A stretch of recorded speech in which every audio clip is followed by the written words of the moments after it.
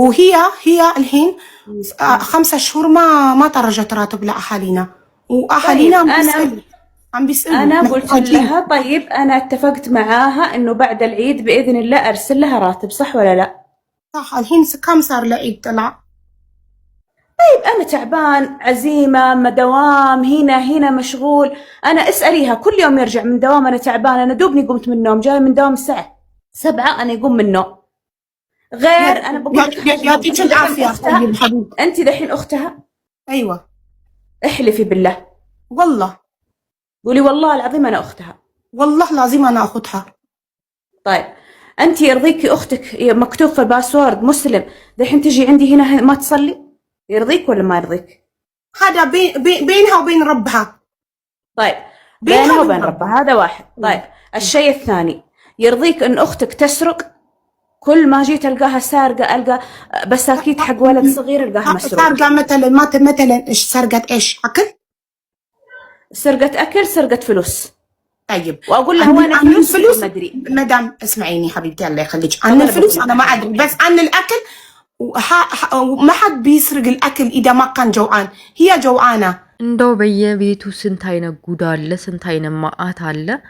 እኔ ሚቼ ያለውባት እንደዚህ በደለች ሰጠችኝ፣ እንደዚህ ቆረጠችኝ ይላለው። ለካ በየቤቱ ማአት ጉድ አለ። ሰዎችዬ እንደው ምን ይሻላቸዋል እነዚህ አረቦች? ቆይ እኛ ሰዎች አንመስላቸውም እንዴ? ቆይ ምግብ ካልበላን ዝም ብለን ሞተር የሆነ ከሀረባ ነገር እንመስላቸዋለን እንዴ?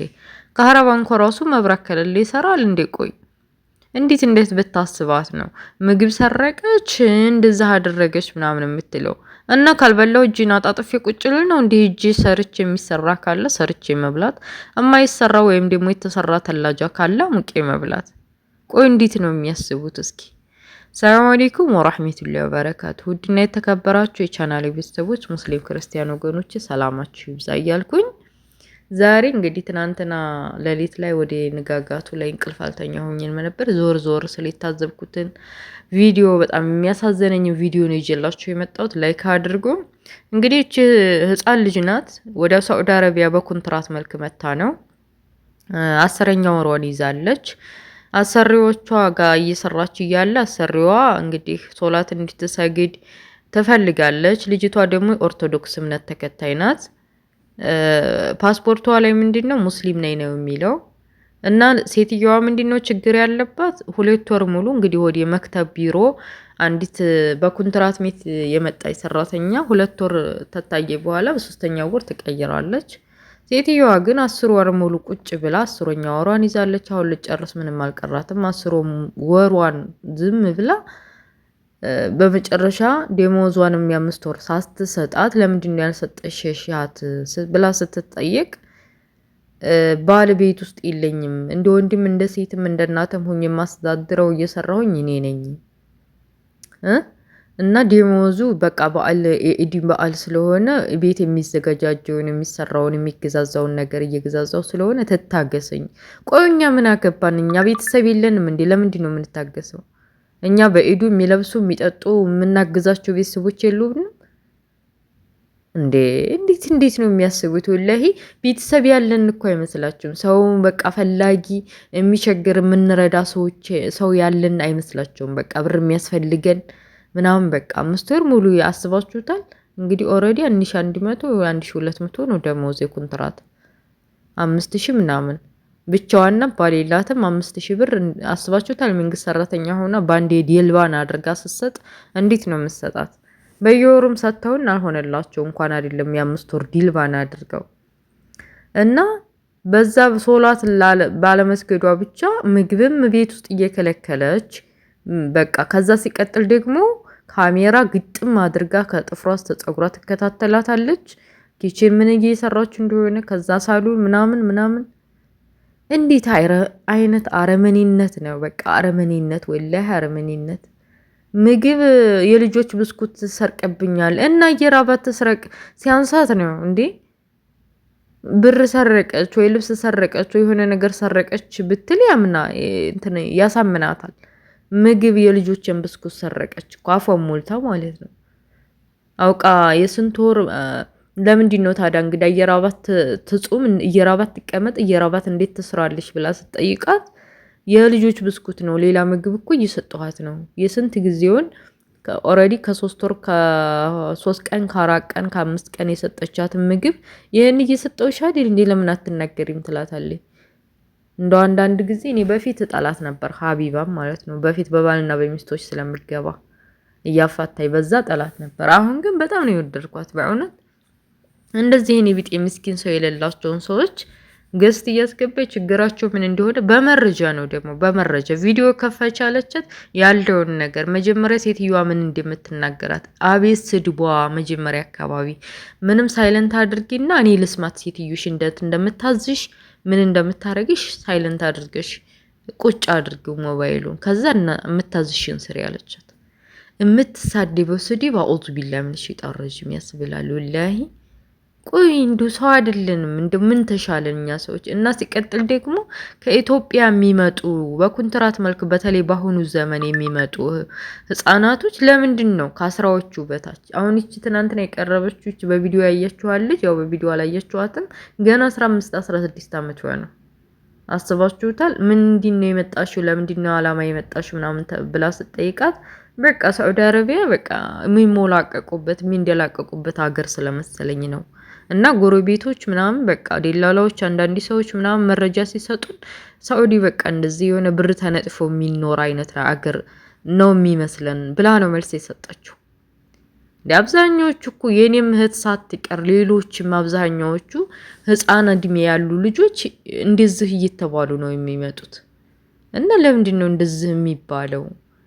አብዛኞቻችን ችግርን ለመቅረፍ ወንድምና እህቶችን ለማስተማር ቤተሰብ ለመርዳት ድህነትን ለማባረር ብንመጣም ከተወሰነ ፐርሰንቱ ደግሞ ምንድነው የሰው ወሬ እየተሰማ ነው። እከሌ ሄዱ ይል እንዴ ለምንስ እኔስ አልሄድም የሚባል ወሬ የሚባል ነገር ይዘን ስለምንመጣ ነው። አንዲት እህታችንም ከዙ አስወጥታታለች። ቪዲዮን ባመጣላችሁ ደስ ይለኝ ነበር ግን ረጅም ነው በእውነት። 4 ቀን ሙሉ ቤት ዘግተው በቃ ያስለቅሷታል። ልጅቱ በጣም ኃይለኛ የሆነ ራስ ምታት አለባት ልክ እንደኔ ማለት ነው።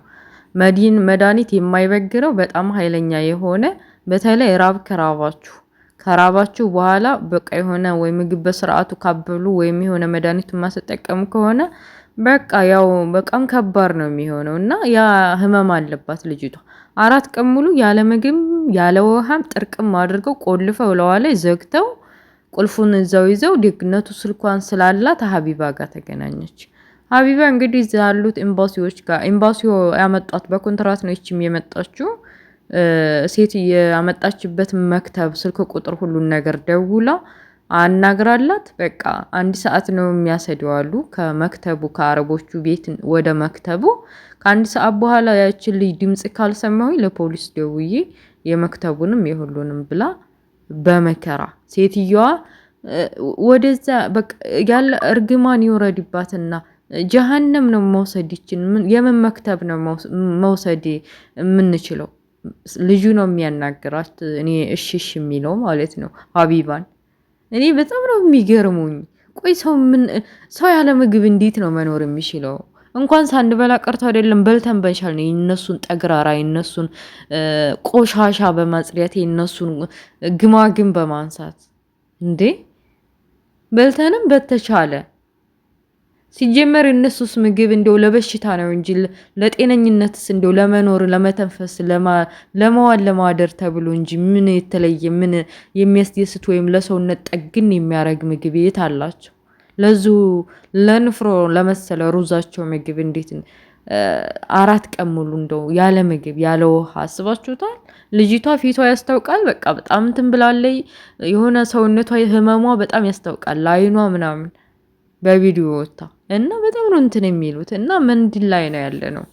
ካሁን በተለይ አሁን ላይ ሳውዲ አረቢያ ቢዘጋ ቢጠረቀሙት ይሻላል ብዬ ነው የማስበው። በቃ ቢጠረቀሙት የሚመጡት በቃ ህፃናቶች ናቸው የሚመጡት ህፃናቶች 10ዎቹ 17 18 ገና መውጫ መግቢያውን በቃ ለማጠፋውን ያለዩ ምናምን በቃ ከተመጡም ደግሞ ኢንተርኔት እንደፈለጉ ያገኛሉ። ቶሎ ብለው ወደ ሶሻል ሚዲያ መንጠልጠል የሚፈልጉ የሥራ ዓላማ እቅድ የሌላቸው ጎንበስ ብለው እንዴት ስራቸውን መስራት የማያውቁ ከአረቦች ጋር እንዴት መግባባት እንዴት ስራቸውን በቃ አስቀጥለው እንዴት መስራት እንዳለባቸው የማያውቁ እውነት አሁን ላይ በቃ ቲክቶክ 10,000 20,000 ምናምን በቃ ተኋላችን መተው 30,000 ሰብስክራይብ ይይዛሉ። ከኋላችን መተው እኛ ስንት አመት ሙሉ እዚህ ይተኛል። እኛ ስለ ስራው ነው እንጂ የምንጨነቀው እንዴት ይሄን ስራ መጨረስ አለብን፣ ይህች ሴትዮ ሳትመጣ ይሄን ስራ ይችን እንዴት ማድረግ አለብኝ ነው እንጂ የሚያስጨንቀን ቲክቶክ ላይ መዘፍዘፉም አያሳስበንም። ከስንት አንዴ ነው የምንዞረው። አሁን የመጡ ግን በቶሎ በቲክቶክ በቃ ቪዲዮ የአረቢቱ ስራ ተሰራ አልተሰራ ግድ አይሰጣቸውም። ትንሽ አልፎ አልፎ ነው የሚሰሩት። ቶሎ ብለው ግን በዛ በትርፍ ሰዓታቸው ቲክቶክ ላይ እና በጣም ነው እንትን የሚለው የሆነ የራሳችንን ህይወት ያሳጣናል። እና በዙ አጋጣሚ ቪዲዮ ባመጣላችሁ ደስ ይለኛል። አንድ እህታችን ሳውዲ አረቢያ ነው እዚሁ ነው ምግብ ስሪ ተብላ የሚጠበስ ነው ያንን ከፍሬዘር ካወጣች በኋላ ዘይቱን ለኩሳው ዘይቱ እንዳለ ጋዙ ላይ አድርጋ ለኩሳው ሴትዮቱ ጠራቻትና ሄደች። ስትጠራት ይሄን ምግብ በቃ ታዩ ከውጭ እናመጣለን አንቺ የሌላ ፎቅ ውጭና ክላስ አጂ ወይም ሌላ ነገር ስሪ ብላ አዛት ትሄዳለች። ልጅቱ ሻት ስሪ ካልሽኝማ ብላ ፍሬዘር ያወጣችውን እቃ ወደ ፍሬዘር መልሰው የለኮሰችውን እሳት ረስታው ወደ ፎቅ ወጣለች። በመጨረሻም ታላይ ከፎቅ ቆይታ ስመጣ ዘይቱ ይጨሳል። ልጅቷ ከቤት የሚፈጠረውን ነገር ፈርታ ሴትዮ ሳታኝ የሆነ ነገር ማድረግ አለብኝ ብላ አፈፈ ስትል ሴትዮ አዳምጣታለች፣ ሰምታታለች። ቶሎ ብላ ኪችን ብድግ ሲያረጉት የዘይት መያዣውን ሳጁን እሳቱ ተያያዘ፣ ዘይቱ ነዷል። እና ልጅቱም ደንግጣ ውጭ ላይ ገጠር አካባቢ ስለነበር አሸዋ አፈር ልታመጣ ወደ ውጭ ሴትዮዋም የምን አፈር ነው ውሃ የነካው መንሸፋ ነው እንጂ የምን አፈር ነው ብላ በመንሸፋ እንትኑ ዘይቱ ላይ ስታረገው ተላኳል። መንሸፋውን እንደዚህ ጎትታለው ስትል ዘይቱ ሴትዮዋ ጀርባዋ እግሯ ተቃጣጥሏል። እና ሐኪም ቤት እየበረረ ሰውየው ስንንጫጫ ሰምቶ ወዳው ሐኪም ቤት ይዟት ሄደ። ግማሹ እግሬ ላይ የኔ እግር ተቃጥሏል። እና ሴትዮዋ ሐኪም ቤት ከደርሳ ከመጣች በኋላ ምንድነው የምታረገኝ? የሆነ ነገር ታረገኛለኝ። ሳትመጣ በፊት እንደውም ፖሊስ ወስዶኝ በህግ ስር በሆንኩኝ ከመጣ ትገለኛለኝ ብላ እግሯ ላይ የፈሰሰውን የራሷን ቁስል የራሷን ዘይት ደብቃ ለአረቢቱ ተጨንቃ አሁን ላይ ጭንቅ ላይ ነው አሁን ላይ ያለችው ማለት ነው። እና እንደዛ አይነት ሁኔታዎችም አሉ። እናቶቼ በቃ ከእንዳ አይነት ነገር አላህ ይጠብቀን። አሁን እቺ ልጅ ብዙ ህልም ነበራት። ነገሮችን አመቻይቶ ወደ ሀገሯ መግባት፣ ቤተሰቦቿ መገናኘት፣ ብዙ ነገር መስራት ህልም ነበራት። ዘይቱ እንደዚህ እንትን አለ። ሴትዮዋ ከሐኪም ቤት ስትመጣ መቼም አረቦች ታቋቸዋላችሁ። እንኳን አይደለም ቆዳቸው ላይ ዘይት ፈሶ ቆዳቸው እንደዛ ተበላሽቶ ቀርቶ አይደለም ሚካያጆኒ በስርዓት ድርድሬ ወሉዬ ካላስቀመጥኩኝ ነው በቃ ቀንጭላቴ ላይ ነው የምጨፍረው። እና ቆዳዬ እንደዚህ ተበላሽ ባንቺ ምክንያት ነው የሚሆነው፣ እንዴት ታድርጊያለሽ ባንቺ ምክንያት እያሉ የሚያረጉት ነው የሚያሳጣቸው። እና አላህ ይድረስላት። ለኛንም አላህ ከእንደ አይነት መጥፎን አጋጣሚ አላህ ይጠብቀን እላለሁኝ። እናንተስ ምን ትላላችሁ? ሀሳብ ስጡ። ውድ ቤተሰቦችዬ እኔ በጣም ነው ያሳዘነች ልጅቷ። በተለይ ይሄ እንትኑ ዘይቱ የተደፋባት ልጅ ለራሷ ቁስሏን ደብቃ ቁስሏ እግሯ እንዳለ ተገሽልጧል፣ እንዳለ ቆስላለች ምናምን። ያሳሰባት ምንድነው አረቢቱ ከሐኪም ቤት ጨርሳ ስትመጣ ምንድነው የምታረገኝ የሚለው ነው። እና አላህ ከእንዲህ ያለ ነገር አላህ ይጠብቀን። ወላሂ በጣም ከባድ ነው። እና ደግሞ ካሳሳች አሁን እቺ 18 አመት 17 16 አመት 15 አመት የነበረችው ልጅ ሰው ጎትጉቷን ነው የመጣችው። በቃ ሳውዲ አረቢያ ብር ይነጠፋል እንደዚህ በቃ ተሞላቆ ተደላንቆ የሚኖር አይነት ህይወት የሚኖራ ብዬ የመጣሁት ብላ ስትል ነበርና እንደዛ አይነት ምክር እየሰጣችሁ የምታመጡ ቤተሰቦቻችሁ ዘመዶቻችሁ እባካችሁ ለችግር አትጋልጧቸው። ገና ፍሬው ህፃናቶች ናቸው። ምኑን አወቁት እስኪ እነሱ። እኔ 10 ምናምን 18 19 ሞልቷት አይደል እንደዚህ እንዳትሆንብኝ ያልከፈልኩት ዋጋ የለኝም። ግን ምን ዋጋ አለው? ተደብቃ መጣች። እና ውድ ቤተሰቦች እንደሰማችሁት ነው የዛሬው ፕሮግራም። ድራማ ላመጣሁላችሁም ስላሳዘነኝ ስለሆነ በቃ የሰው ልጅ አስተማሪ ይሆናል ያልኩትን ይዤላችሁ እመጣለሁኝ። ላይክ፣ ሼር፣ ሰብስክራይብ ማድረጋችሁን እንዳትረሱ። በሌላ ነገር እስከምንገናኝ መልካም ሁሉ እመኝላችኋለሁ። ሰወዳችሁ በላይክ እና በሼር በሰብስክራይብ አበረታቱኝ። ባይ ባይ። ወሰላሙ አለይኩም ወራህመቱላሂ ወበረካቱ። አላህ ከመጥፎ ነገር ይጠብቀን። ሰዎች ይጠብቀን ወላሂ።